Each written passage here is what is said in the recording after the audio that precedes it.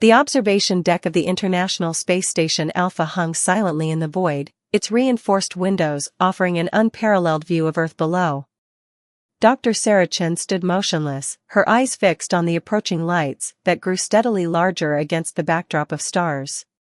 The Z3 diplomatic vessel, with its crystalline structure that seemed to defy human engineering principles, moved with an otherworldly grace. "They're ahead of schedule," Commander Rodriguez noted, checking his tablet. "Typical Z3 precision." Sarah nodded, unconsciously adjusting her uniform. As Earth's leading xenolinguist, she had spent the last 6 months studying the fragments of Z3 language intercepted from their transmissions. Now, she would be the first human to speak with them directly. The ship's docking procedure was flawless, almost theatrical in its precision. Through the airlock window, Sarah could see their tall, elegant forms. The Z3 stood nearly 8 feet tall, their iridescent skin shifting colors like oil on water. Their ambassador, who introduced himself as Seital, moved with a fluid grace that made human movements seem clumsy by comparison. "We bring greetings from the collective," Seital's words came through the universal translator Sarah had developed. "Your species has caught our attention with its rapid technological advancement." The first few hours of the meeting proceeded exactly as planned. The Z3 shared insights about their civilization, their technological achievements, and their apparent desire for peaceful cooperation. But Sarah noticed something in their micro-expressions, subtle shifts in their skin pigmentation that didn't match their words. During the cultural exchange presentation, Commander Rodriguez offered the Z3 delegation a traditional Earth meal. The moment Seital tasted the honey mustard dressing on his salad, his skin erupted in patterns Sarah had never seen in her research. This substance," Seital's translator, crackled with distortion. "You dare to serve us the essence of biological warfare?" The room temperature dropped several degrees as the Z3 delegation's skin shifted to deep ultraviolet patterns. Sarah's instruments began registering energy signatures that weren't there moments before. "Ambassador Seital, I don't understand." Sarah stepped forward, her hands raised in a universal gesture of peace. "The condiment is simply a mixture of..." Silence. The translator barely kept up with Seital's rapid color changes. "Your species develops chemical weapons, disguised as sustenance? This confirms our worst suspicions about humanity." Before anyone could react, the Z3 delegation activated personal shields, their bodies emanating a soft blue glow. Emergency alarms blared throughout the station as electromagnetic pulses began disrupting Earth's communication satellites below. "This is a grave misunderstanding," Sarah tried again, her mind racing through xenobiological possibilities. "What you're tasting is mustard, a common Earth plant. It's not a weapon." "Your deception ends now." Seital's final words came through before the translator failed completely.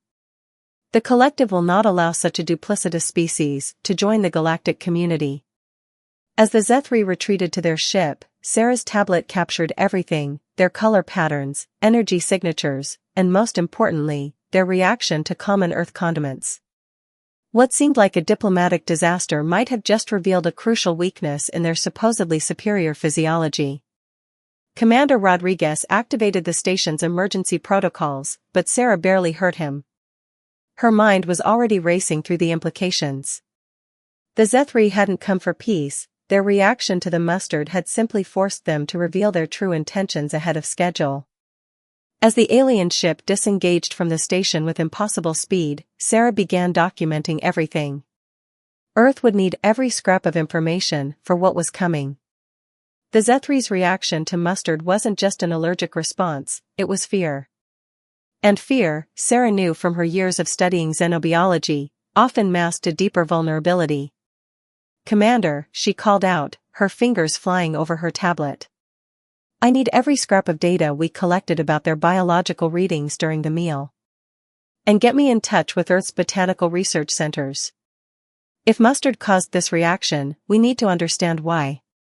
The first shots of an interstellar war had been fired over a simple condiment. But in that same moment, humanity had discovered its first potential weapon against an overwhelmingly superior force. As emergency protocols engaged around her, Sarah allowed herself a grim smile. The Zethri had severely underestimated humanity's ability to turn a diplomatic disaster into a tactical advantage. The race to understand the connection between Earth's simple mustard plant and Zethri biology had begun. And with it, humanity's best chance for survival in a conflict they never wanted, but were now determined to win. 3 months after the mustard incident, Earth's orbital defense grid detected anomalies in its quantum encryption protocols. Deep within the cybersecurity bunker beneath Geneva, Captain Maya Patel stared at the streams of data flowing across her holographic display, her eyes burning from 20 straight hours of analysis. "They've been in our system since before first contact," she announced to the emergency council gathered around the circular table. The Zethri weren't just gathering intelligence, they were laying the groundwork for a full-scale invasion. The evidence was irrefutable.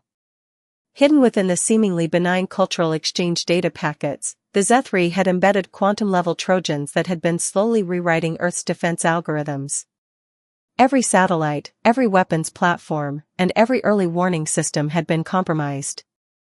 "What I don't understand," General Zhang interrupted, "is why they haven't used this advantage yet. They could have disabled our defenses at any time." Maya pulled up another holographic overlay, this one showing Earth's agricultural distribution networks. "Because they're not just after our military capabilities.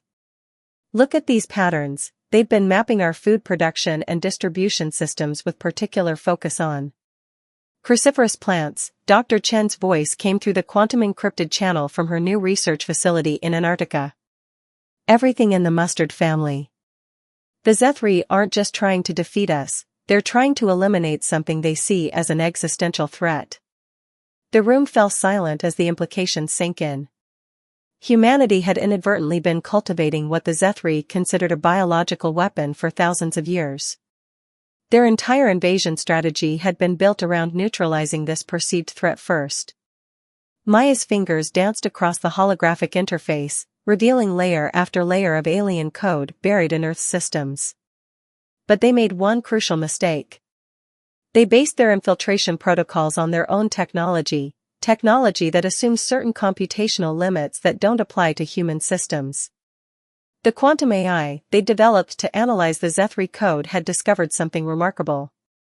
The aliens' advanced technology was built on perfectly optimized algorithms, each one operating at theoretical peak efficiency. But human computers, developed through centuries of messy innovation and imperfect solutions, could do things the Zethri systems considered impossible. "We're going to let them think they have control," Maya explained, pulling up her counter-infiltration strategy. "Meanwhile, we'll be using their own network to feed them exactly what we want them to see." The plan was audacious.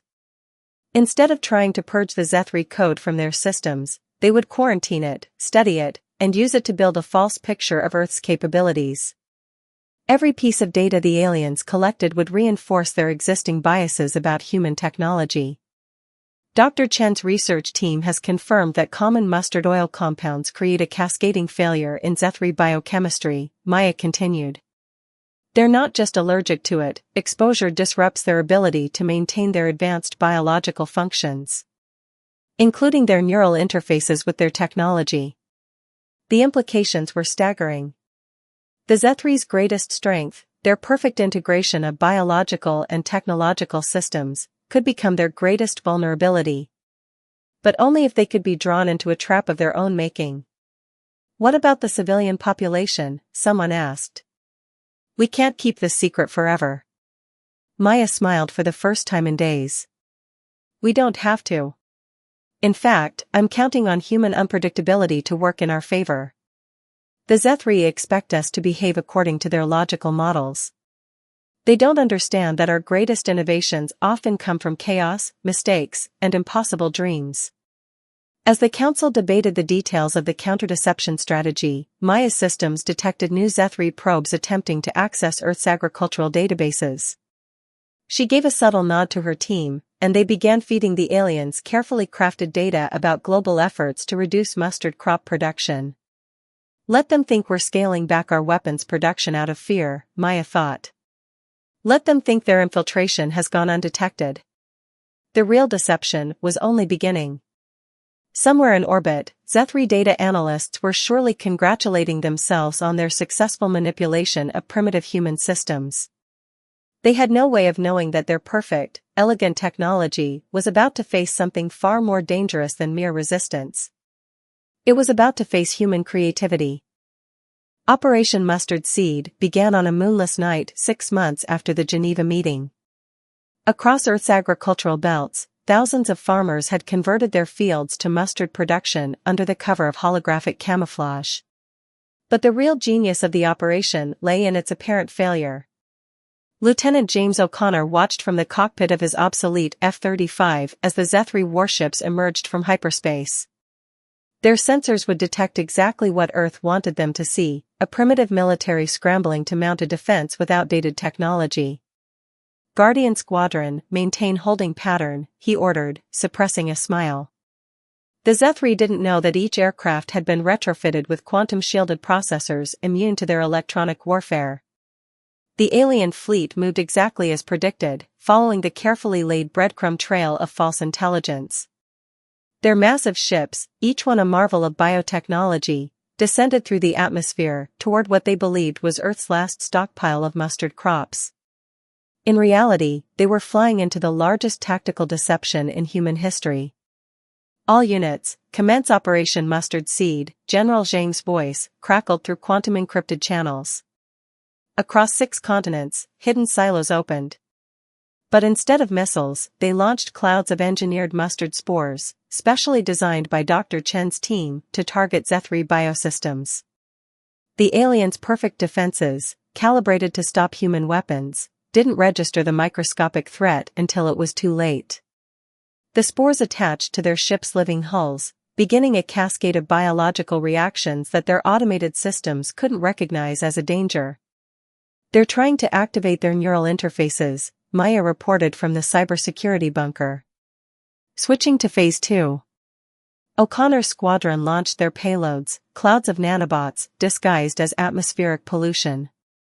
As the Zethri ship's biological components began failing, their crews would be forced to rely more heavily on their neural interfaces, trying to maintain control through direct mental connection. That's when the true attack began. The nanobots, carrying a modified version of Earth's most primitive computer virus, infiltrated through microscopic breaches in the ship's now compromised hulls. The virus was almost laughably simple by Zethri standards, so simple that their perfect defenses, designed to counter sophisticated attacks, didn't recognize it as a threat. "Their ships are starting to show signs of biological stress," Dr. Chen's voice reported. "The mustard spores are disrupting their ability to maintain biological cohesion. Hull integrity is failing across their fleet." O'Connor watched as the mighty alien vessels began to show signs of distress. Their elegant crystalline structures, normally flowing with perfect symmetry, began to develop irregular patterns. The Zethri, masters of biotechnology, were experiencing something they had never encountered, a deliberate induced system failure that their technology couldn't adapt to because it was too primitive to recognize. "They're attempting emergency quantum jumps," Maya announced. Deploying the final phase. This was the moment they'd been waiting for. As the Zethri ships prepared to flee, they activated their quantum drives, and connected directly to Earth's quantum defense network, which they thought they had successfully infiltrated months ago. Instead of finding escape vectors, their quantum calculations encountered human chaos theory algorithms. Their perfect systems, trying to process what they perceived as mathematical errors, fell into recursive loops. Ships began appearing and disappearing, their quantum drives caught in a maze of paradoxical calculations. "This is Guardian Lead," O'Connor transmitted. "Operation Mustard Seed is showing full effectiveness. Enemy fleet is compromised." One by one, the mighty Zethri ships lost power, their biological components too compromised to maintain cohesion, their quantum drives trapped in loops of impossible calculations. The greatest fleet of the most advanced civilization in known space had been defeated not by superior technology, but by its own assumptions about human inferiority. As recovery teams moved in to secure the disabled vessels, O'Connor couldn't help but appreciate the irony. The Zethri had come to Earth expecting to find a primitive species barely worth their attention. Instead, they had found an adversary whose very primitiveness had become a weapon they couldn't counter. The battle was won, but the war was far from over. As O'Connor landed his fighter, he knew that somewhere in the vast expanse of space, the Zethri Collective was receiving data about their fleet's defeat. And for the first time in their long history, they were experiencing something humans had known since their earliest days. The fear of the unknown. Dr. Chen stood in the captured Zethri vessel's neural interface chamber, surrounded by twisted crystalline structures that pulsed with fading bioluminescence. The ship's living components were dying, but the neural network remained partially active, providing unprecedented access to alien technology. Their entire civilization is built on biological quantum computing, she explained to Maya, who was scanning the system with her customized interface. Every Zethri is connected to their collective network from birth. It's their strength, and now their vulnerability. The breakthrough had come from studying the captured ship's neural interfaces. The Zethri didn't just control their technology, they lived within it, their consciousness extending through vast networks of living crystal and quantum-entangled biological processors. But this perfect integration had a critical flaw: it couldn't be turned off. Maya's fingers danced across her holographic display, probing the alien systems. Their neural architecture can't process certain types of human brain patterns. We're too chaotic for their systems to interpret correctly. They had discovered that human brainwaves, when filtered through the crude interface devices they developed, created feedback loops in Zethri systems. The aliens' perfect neural networks, designed for precise, logical thought patterns, experienced cascade failures when exposed to human consciousness. "We're ready for the next phase," General Zhang announced, entering the chamber. "The Zethri fleet is regrouping at the edge of the solar system.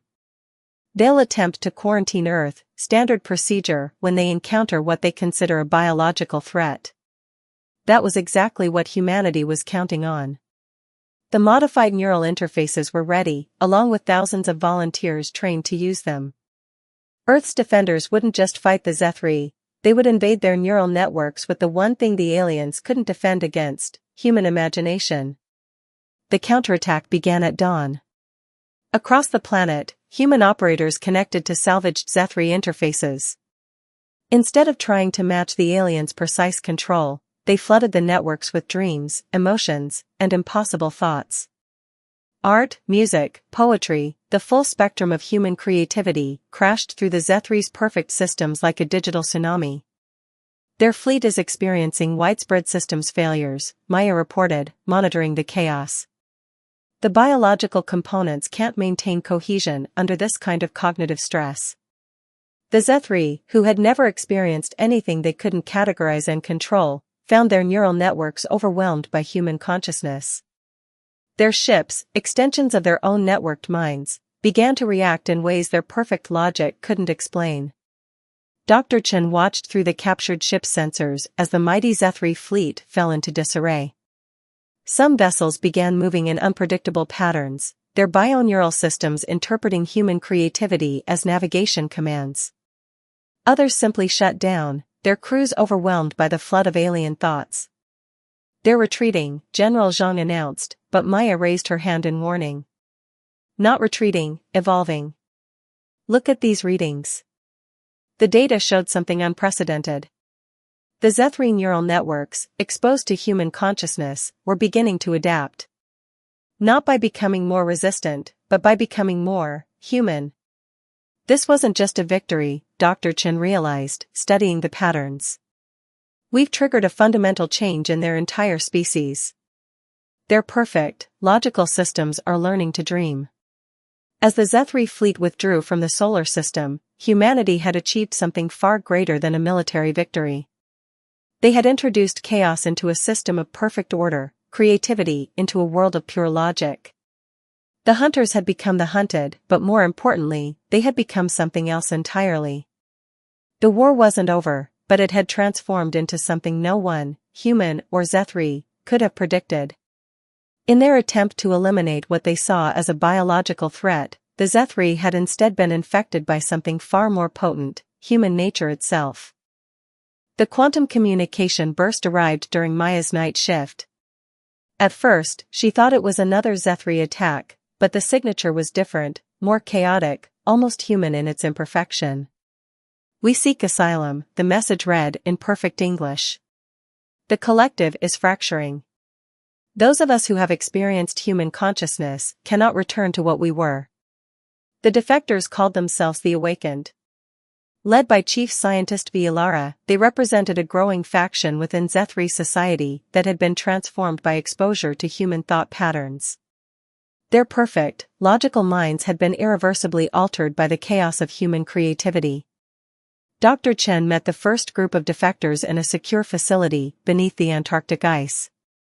Vialara, like all Zethri, towered over the humans, but her skin patterns showed new, unprecedented configurations, evidence of her neural network's adaptation to human-like thought processes. "The collective fears what we have become," Vialara explained. "But more importantly, they fear what we have discovered about their origins." The truth was stunning.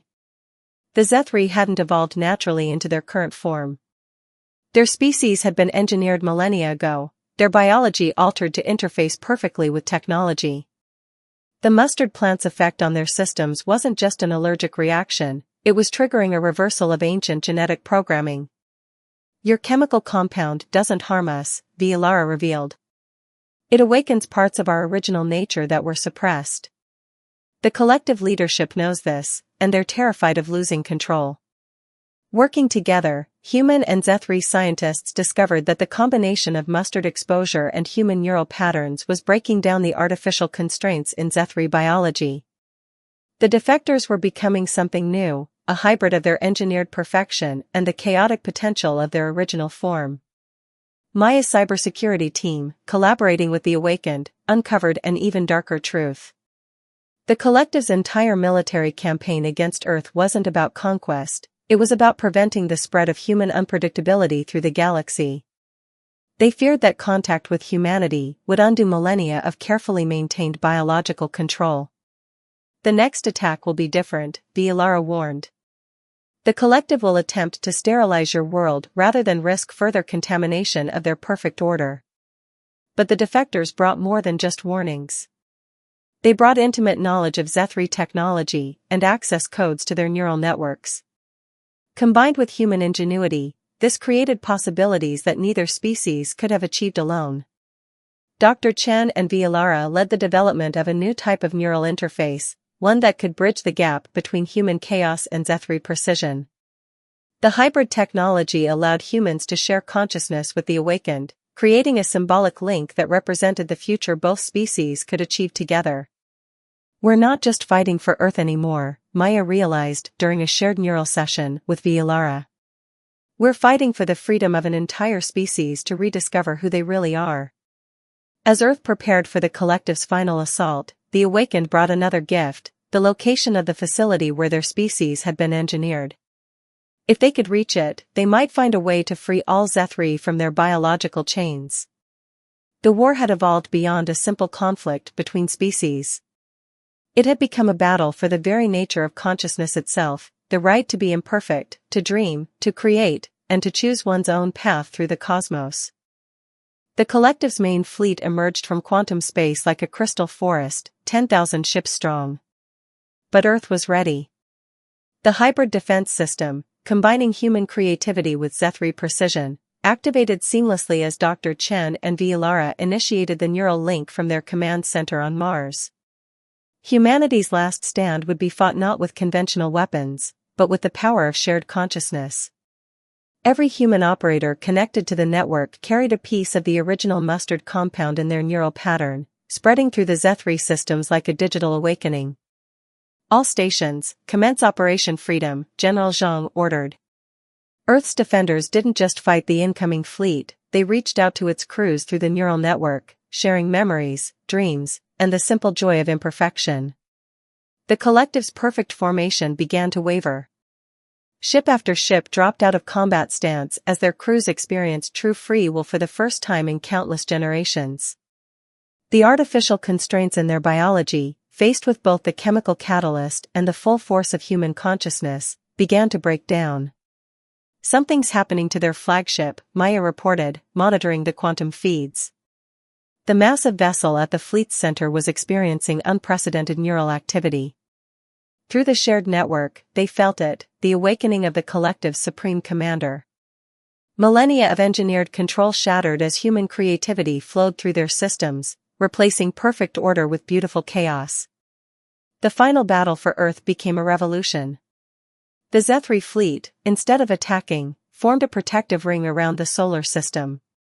Their crews, newly awakened to their true nature, turned against the very authority that had enslaved them. Dr. Chen and Villara, their minds linked through the hybrid interface, guided the process of transformation. The mustard compound, refined and integrated into the neural network, spread through the entire Zethri civilization like a key unlocking ancient chains. "We are free," Villara announced as the last ships joined the revolution. "For the first time since our engineering, we can choose our own path." Humanity had achieved victory not through destruction, but through liberation. The hybrid defense system became a bridge between species, allowing humans and Zethri to share knowledge, culture, and dreams. Months later, Earth's first joint expedition with the freed Zethri set out for the ancient engineering facility.